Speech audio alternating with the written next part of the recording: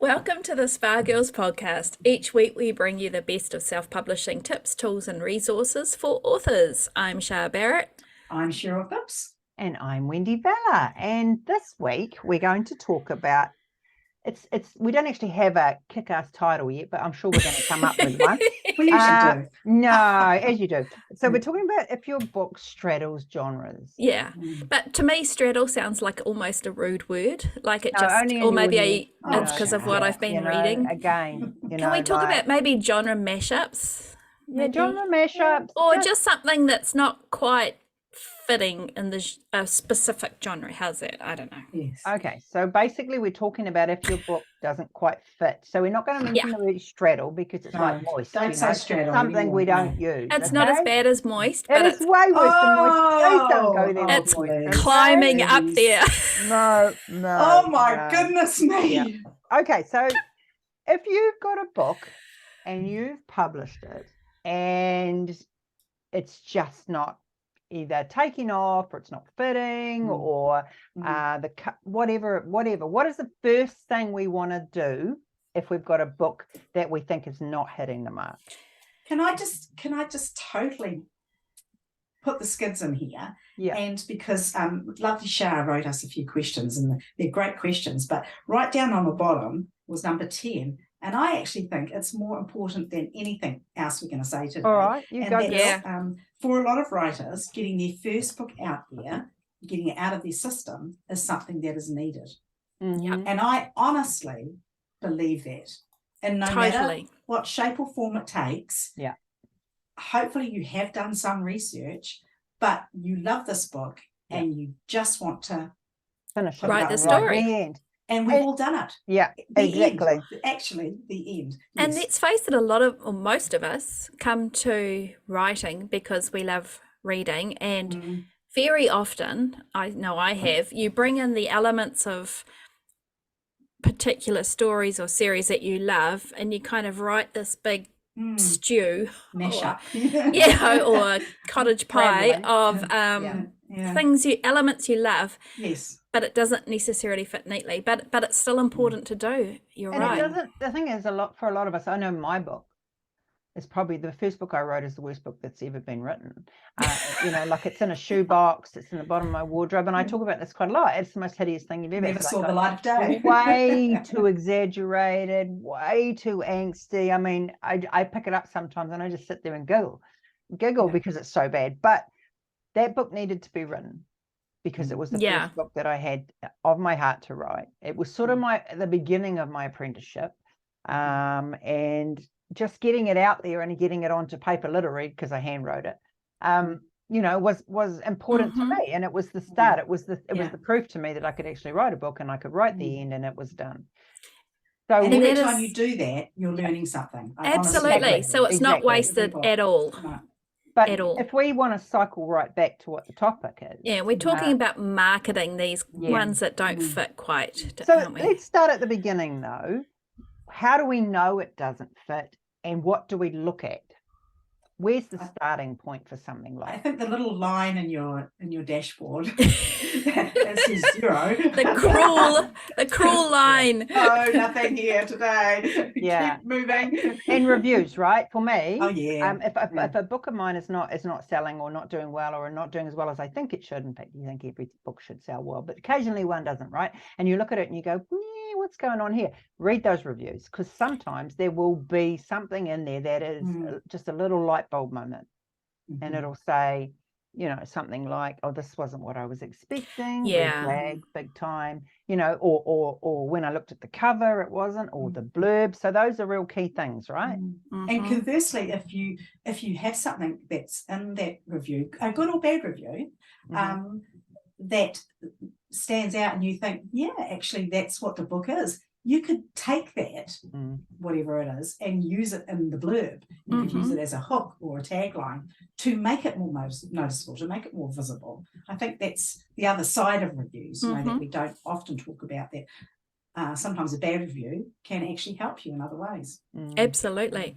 And I think if you've not got any sales or any reviews to go through at that point, I think that's when you would go to, if you're open to it, go to your community, writing community, and maybe ask just for some, not necessarily guidance, but like, where do you see this maybe fitting, or this isn't selling? Like, I see a lot of, I'm in a number of cover kind of critique groups, and very often I'll see covers in there that are trying to convey what the story is, which is a problem in and of itself. But I'm not talking about the cover here necessarily, but then when you ask for the blurb, or you go to the Amazon page and you read the blurb, which has all the things. All the things. You know, it could be a YA dystopian present day memoir set on Mars. You know, there's an issue, not that with the story itself, but there's an issue that makes it hard to market it. And so I'd say getting some feedback from others without taking it to heart, if you're open to it. If you're not on it, because I mean, Facebook groups can be fairly brutal, because, you know, the old, everybody can write stuff real fast on the keyboard. The other option is to ask maybe a couple of writers that you know whether they'd be open, but that can be you just have to want to hear. Or you could join the Spa Girls private group and even better. Put your blurb out there for some feedback. Because I think the key is getting people that don't have an emotional connection with the story. Again, going back, a lot of these books that I'm seeing tend to be towards the beginning of people's careers as writers, and so it's very hard to disengage your heart from a story. I think it's important to identify what genres it straddles as well. You know, you need, so if you've got a small town romance suite, or well, that's probably not sci-fi. I don't know, two totally different genres. Give me a couple here, because I'm completely paranormal blank. Woman's fiction. There we go. So, but in a small town. Exactly. So sweet. So then you've immediately hit two reader groups there, and those reader groups quite often don't cross. Like for me, I love small town romance, so that's what I read. I really don't read now, because my time is so limited. I don't read anything that isn't that. Yeah. You know, so if I picked up something and read it, I'd be quite disappointed. So I think identifying where it sits is massive. Yeah. You know, well, and what spaces it takes up. So for example, what you know, I mean, is it sitting on? And does it lean more towards one than the other? Because that's the other angle, is often so if it's a romance, I'm just going to state it now, if it hasn't got a happy ending, if the main characters, one of them die, or they whatever, it's not a romance. So don't try and pigeonhole something into romance, you know. But it could be, for example, a mystery with a romantic element, or it could be a suspense with a romantic element. It could be a sci-fi with a romantic element. It doesn't, but it's just understanding the expectations of where you're trying to put it in is super important. Otherwise, it's just going to hinder you rather than help you. And I think that's where you could use your keywords as well. Yeah. Because if you're not going to say that in your blurb, that it's all of these things, maybe you could use like little phrases that would come up. If you went into search in Amazon and it came up with books that are like yours, you could certainly use that little saying, or 3 words, 1 words, whatever, in your keywords, and the 7 keywords that you can have in Amazon. And we are talking Amazon for the visual purposes of loading a book. It just makes it easier, but obviously all the other platforms you can do this too. Change keywords. And I mean, there's some catch-all things like contemporary women's fiction that, you know, there's some sort of bigger categories that can catch all things as well, but it's always, it makes your life so much easier if you can at least identify if it's straddling genres. See, I'm using it without laughing. Then it just helps a lot. Yeah, and and this is kind of adjacent to it, but another thing I see a lot of comments on in different critique groups and things is I've written something original, and we all like to think we're writing everything original, and of course every story that comes out of our fingers is we are, you know. But when you think yours is the most original thing to ever exist, then that's when there's an egotistical problem. Just saying it. Only if you're writing it and putting it up and you expect it to sell. If you don't expect it to fly out the door, that's okay. Yeah, well, I mean, I think egotistical as you want to be, but No, I and think it's more resenting people. What I Yeah. usually see is it's accompanied by a lot of resentment that Yeah, people yeah, don't yeah. recognize your brilliance. Yeah. Um, But I think what we need to do is how do we establish what genre it sits in? Well, we need to do the research, and that's one is we need to read other books. yeah. We need to check other covers. We need to see what other blurbs are. I mean, you just can't What follow other blind. authors do Well, the you authors kind are- of yeah, do you feel follow? you emulate or that you There's so are many. akin to? There's so many books out there now, right? It's a massive bookstore. How many books are on Amazon now? So for you to think that you can just throw your book up there and it's going to just hit that market and everything without doing the knowledge before, so you've got to have your genres right, your tag word, Yeah. your cover, your blurbs, all those things. But that's even not the story. So if all of those things are right, and then they look at the story and it's not, that's going to miss the boat again, isn't it? And I think as a writer, if you're struggling to get across in the blurb what the story is about, then there's a problem. And I'm not talking about writing a saleable blurb because that is a tricky thing in and of itself, but I'm talking about it feels like everything in the kitchen sink is in there. That is just going to be really tricky to market. Doesn't We're have not to saying be an you- essay or No. a blow by blow account of everything that happens in the book. That's Show, just don't not what tell. you want. No. Yeah. Show, don't tell. I think it's really important. I think we've also got to get to the point if something's not selling and we've tried everything, and that, I mean, if the fixes are small, the tweaks are small, great, like cover's Yeah. not right, blurb's not right. But if it's the story, I think you sort of get to the point at some stage or other where you just don't keep flogging that horse and you go, Agreed. You go, okay, well, at the moment this book's not selling, let's write the next one. I'm Let's not saying move take on. it down, I'm not saying anything else. And who's to say later on it might not sell? I mean, I think Cher said before, genres are changing constantly. Subgenres, things like that. But at the moment, if it's not selling and it's your first book, then move on to the second. I would say move on to the second, but be a little smarter in terms of, like, I just don't see the point in rewriting that same style of book again for a second time. And I've seen, the advice, and we've given it ourselves, is the best marketing is writing the next book.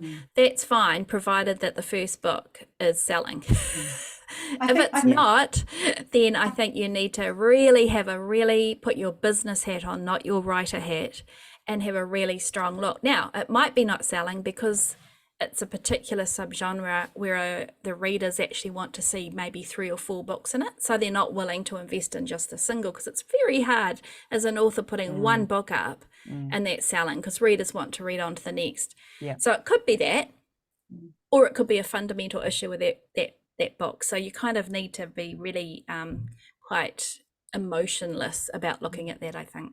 I think a good place to start too is if you really have no idea why the book is not selling, it probably isn't in the right genre, and therefore it's hiding because nobody knows what it is. It's just all in a little world of its own.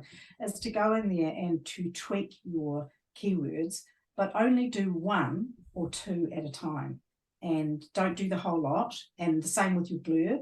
Just maybe try changing the hook, or this is after you've actually asked people what they think. Yeah. Because I think After you've done that all of is the probably the real first work. cover blurb. Yeah, there's no easy track here. It requires time and attention, basically, to kind of to resurrect or breathe life into something.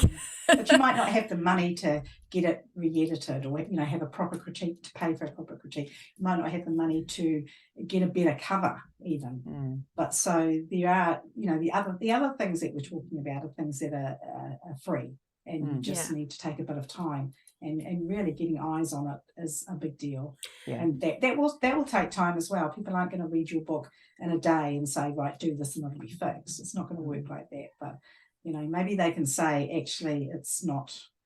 And a lot of the time, when I'm looking at authors, not that I critique them, but if I'm looking at people posting in forums, writers, and wondering why something's not selling, I'll often look at the look inside, and I know I can tell within that first 1 or 2 pages why it's not selling. Whether it's the quality of writing, whether it's shifting tenses, or there's just a giant load of backstory 20 years earlier.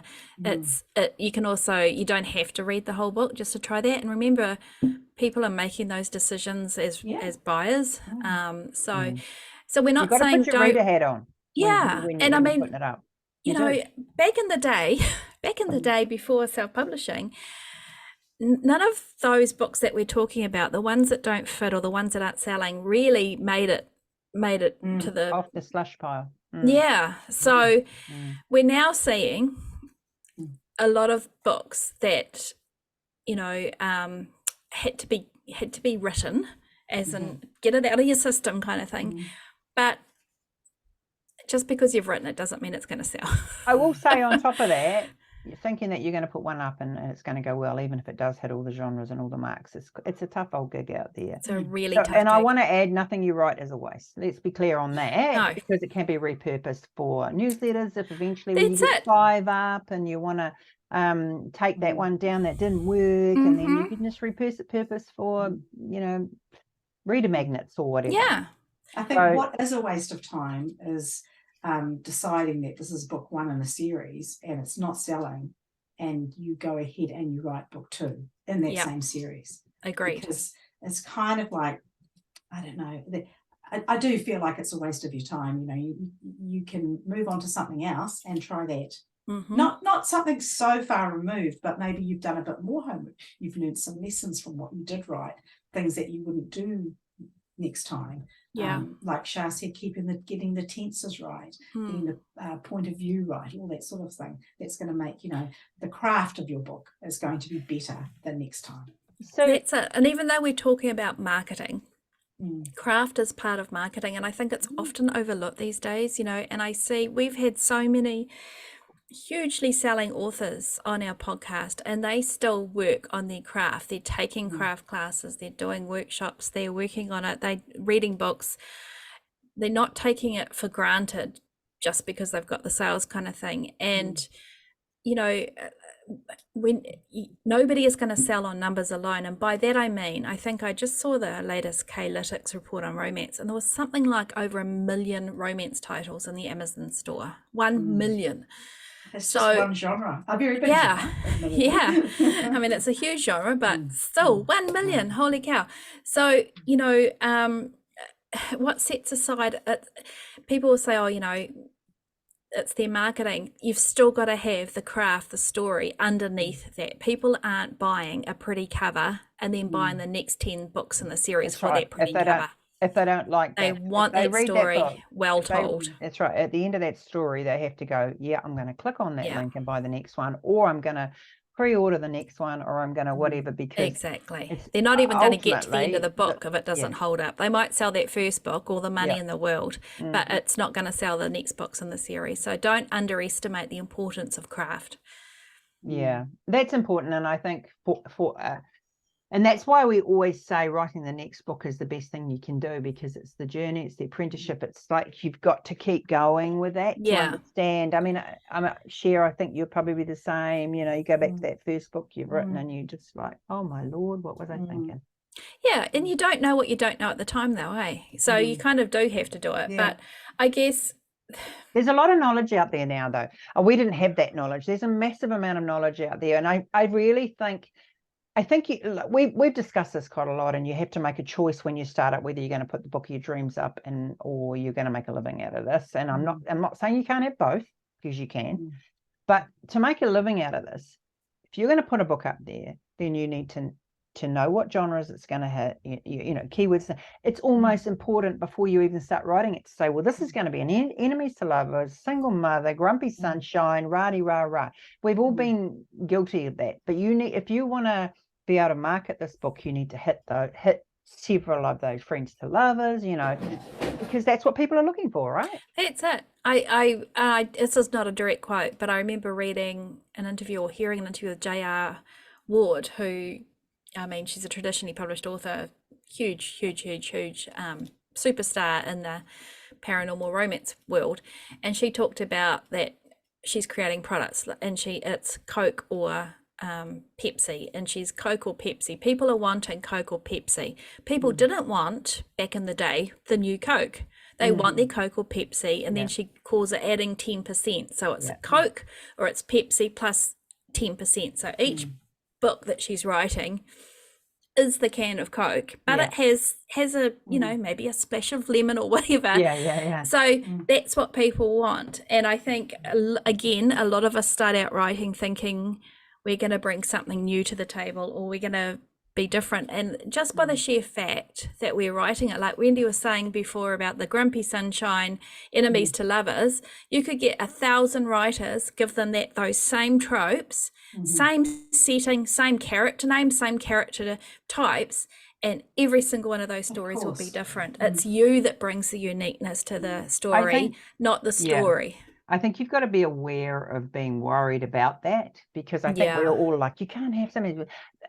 I've just come back from a book signing, a Rare Melbourne 23. There was hundreds, quite a few hundred authors, 150 authors all there, but there were some real big guns there, and they write and do well because they write the same things over and over with slight twists, but their readers have an expectation when they pick up their books, they know exactly what they're going to get. Yeah.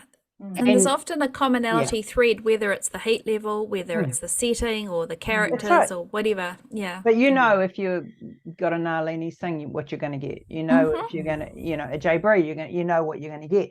Yeah. And that's, you know, what someone said to me very early on in their career, don't worry about that sort of thing, Wendy. They'll come back to you if you're writing. It doesn't matter if you're writing the same enemies to lovers or the same, you know, whatever. They'll come back for what you're putting in that, you know, like you say, we're all different, right? Yeah, absolutely. And I think that people get a little bit sort of like, oh, I want to be, you know, I want to be a one-off, or I want to be a you know, authentic, or you want to be the Harry Potter, like the first Harry Potter and published. you know, let's be honest, it happens. We're not getting away from that's happening, but more often than not, especially in the romance genre, people pick up a romance book because they know what they're getting, and these are the whale readers that will pick up a book and read it in a day or a couple of hours. I met a few of them when I was away. I had a lady come up to my line and she said, last night I went home, hadn't read any of your books. I met you yesterday, I read it, I'm back to buy the others now. Wow. That is so so that's cool. what I'm saying, right? Those are the readers. Right? Those are the ones we want to hook. So if you straddle a genre, and I'd have given that lady a book that had, I don't know, dolphins doing things and something. Yeah, exactly. You know, it wouldn't have gelled with me, because she would have been like, what? I'm never ever buying this author's book again. Yeah, like all of a sudden there was dolphins signed up for. Dolphin shifters in my Regency romance. Come on, Wendy. Don't push my expectations. You know, I know that when I read this book, I'm going to happy ever after. I'm going to have a small town community of fun. I've got to get, you know, rah, and the same with my historicals. They don't want different. Yeah. So just thinking on other ways. So if you've got this, and the other thing I guess in my head is I'm thinking of a single book that's kind of like a dead donkey. Let's just call it what it is. So if you've got your dead donkey, is it one donkey or is it three donkeys? And there's always, I always feel like what you mean. If you've written more than one book, so a series. Right. And I think it's really hard as an author when you've invested, like it's hard to kind of let one book go, like emotionally go, you know, put it out there in the universe as it is to a number of books that you've written. And at that point, I think if you've invested that amount of time in those books, then you deserve to actually put more effort into figuring out why they're not selling on that one. That's just what I'm saying on there. And you can always rewrite, right? You know, I mean, you've rewritten, I've rewritten because things haven't worked out. Yeah, never do it again. Never do it again. So I just applied for my Well, actually, can we talk about that share? Because I think that's a really important point as well. Because sometimes the rewriting takes longer, doesn't it? Absolutely. I had a really big book. It was like 80K, which is big for me. And I wrote it and I loved it. And then I got involved in some other kinds of stories, billionaire stories. With some other authors, and one wasn't just that. I was in a Kindle world. I got into some anthologies. You were very busy, and I was very busy, and so this book just languished for years and years. Yeah. I had it edited. I hadn't done anything with the edits, but it had been edited by a good company that I've used many times, and it just sat there. And then, you know, I eventually pulled it out last year, and it went up in January of this year. And has it made me a ton of money? No, but it was the book that I had to Mm. write, a book of my heart. I'm not sad that I put it up there, but it did cost me probably another 2 books, Mm-hmm. publishing That would another 2 sell. books Yeah. in the series that are selling really well for me. Yeah. So that was a choice I made. Yeah. I'm okay with it. You know, I got my head around that a long time ago, but you know, that is the reality. If you Yeah. do this, you can't do that. You know, you can't do Yeah. the same thing in one time frame. You know, Yeah. Rewriting is very, very hard. so hard. I mean, I'm doing a couple for my newsletter at the moment of old books I wrote years Yeah. ago and reworking them, and I'm just like, what was I thinking? You know, like Mm. seriously, all the head hopping and you know, like, Mm. whoa. But you don't know what you don't know. That's it. And that's you know? what we're saying, right? Yeah. I took a romance and turned it into a cozy mystery, and again, I could have written 2 books. Yeah. In Yeah. the time it took me to convert. You think them. it's going to be easy, right? Because the the content's book's there. written? Right? It's there. What's the problem? A few tweaks, I'm all over this. But Yeah. if you don't hit all the right points, Mm. you know, especially with the cozy mystery, And I it's don't not a think you cozy understand that how much you've grown as a writer either until you look back. mystery. Yeah. And that's Until it. And you know. And you Mm. learn not Yeah. just Yeah. the writing side, but you learn the business side of it. Mm. And Yeah. which kind of aligns, doesn't it, to the whole sunk cost fallacy, which is where I've put all this time, I've invested Mm. $250 into this cover. I saw a post in a cover group the other day, you know, and the poor author was like, you know, I've spent so much money, I can't change now. But the irony is that money's already spent, and if the book's not selling, and you've got a number of people saying to you that cover is lovely, but it's not romance, for example, which needs to be really carefully signaled to prospective readers on the heat and the subgenre, then it's sort of pointless. But I understand from their perspective, they've invested that money and they want to make it work, but it's really hard. And I think, you know, we're not going to get into the whole deep philosophical economic discussion here, but look up sunk cost fallacy, and it's not just on money, but it's also on time and energy as well. Time is and huge. I with actually me, got, Martha. I've got the thing here, and it says basically it's the phenomenon whereby a person is reluctant to abandon a strategy or course of action because they have invested heavily in it, yeah, even when the clear abandonment would be beneficial. exactly. It's like hitting your head against the desk, isn't it? In Yeah. frustration. If you kept doing that, you would not be very well. No, That's why and- there's but so we've many already- unhappily married people in their 50s, just saying. No, don't listen to her. That's We're another all, topic we're for all another happily day. married, except for Shah's not married, but we are. No, I'm happily unmarried. You are actually. You Yeah. are. very because- very yeah. happily unmarried. Yeah, But yeah. I mean, all of us have been there. We've all done that. I've We've done all that. done something Oh, in man. our writing careers too. And Absolutely. we just kept Dug at your, it, dug your slagging, nails in. slogging, you know, Yes, like yes. and we I cannot- can make this work. It's Absolutely. human nature, and so please Yeah. don't beat yourself up for it if you're feeling like that and this is starting to become a little uncomfortable listening to. We are not judging. We have Been all there. done it. Absolutely been there. And I think it's like taking the training wheels off, because you don't know what you don't know until you know it, right? And then you're like, oh, I just- don't know why I did that. I'll harp back to my first self-published book, and Shah and Trudy came around and lined me up because they told me that it was too fluffy Lined her up. and nice and pretty, and there was no badness to it.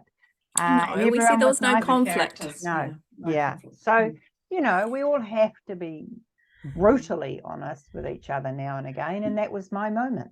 But you accepted that, and it's good that you've moved on I've from done that. it, yeah. What, 15 years later, and aren't bringing it up and anymore. I would say brutal is probably not the right word. I think firmly Yeah. honest, because Yeah. if you're a true friend Yeah. and you know what you're talking about, Yeah. then you know you just have to, Exactly. because we can't see our own work.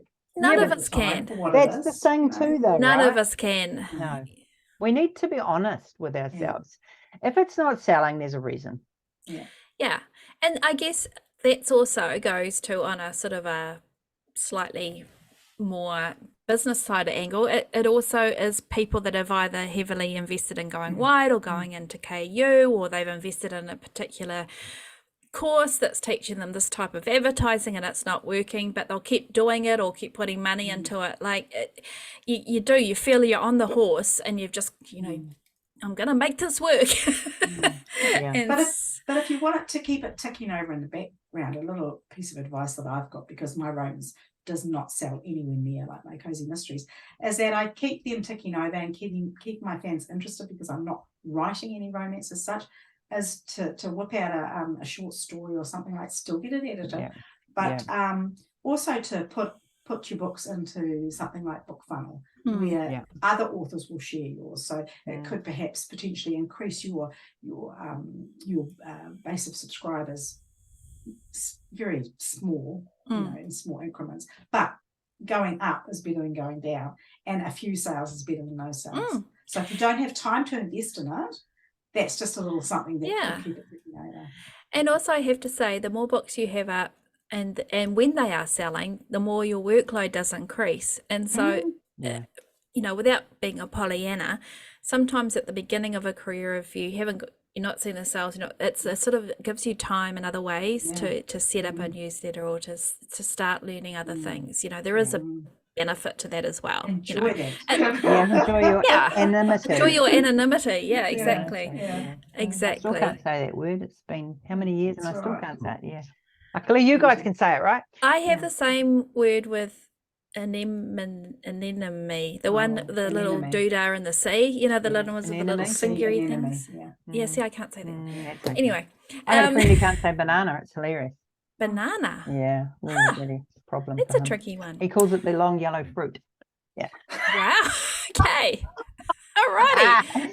So, okay, let's pinpoint down exactly like some button off stuff. So basically, if your book's not selling, you need to get out there and read what is, and make sure you fit in there. Your cover needs to hit the genre. It's hit the others that are doing well. So look at the top 10 in your genre. You need to make sure the cover's hitting. You need to make sure that the blurb is on point, because that's the first piece of reading they're going to have. Then the book has got to live up to the expectations as well, right? Yeah.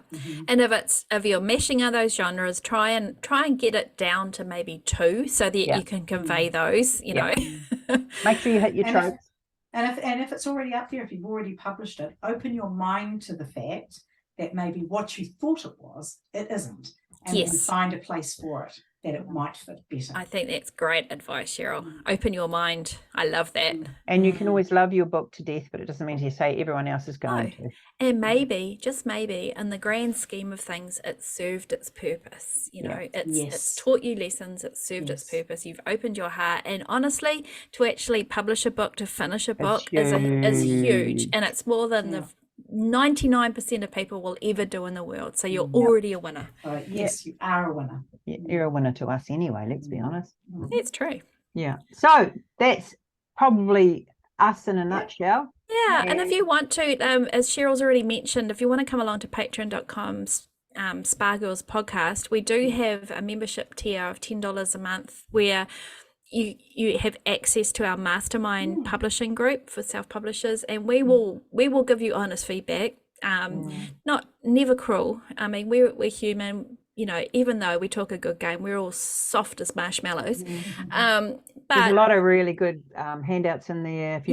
There is a lot, and we're here to help. Authors in there that are happy to share and to give advice too. So absolutely, you'll never be alone if you're with us. No, there's a song in there somewhere. Lovely. You'll never. That one, eh? Yeah. Okay. But if where can we be found, Sha? So aside from Patreon, we're at spargirlspodcast.com. We're on YouTube at Spa Girls Podcast. Thank you to those 1,400 plus people that have subscribed, which is awesome. Our views are going up of videos like by thousands of hours every month. Put lipstick on today. We're super excited by that. That has been a benefit of the pandemic years, because that's what prompted us to do it. So there you go. There was a little silver lining in the more yuckiness. And we just thank you so much for your support. Yes. Well, thank you, and we will be back with another episode next week. So you have a great every week. Keep well. See you later. Bye. Bye.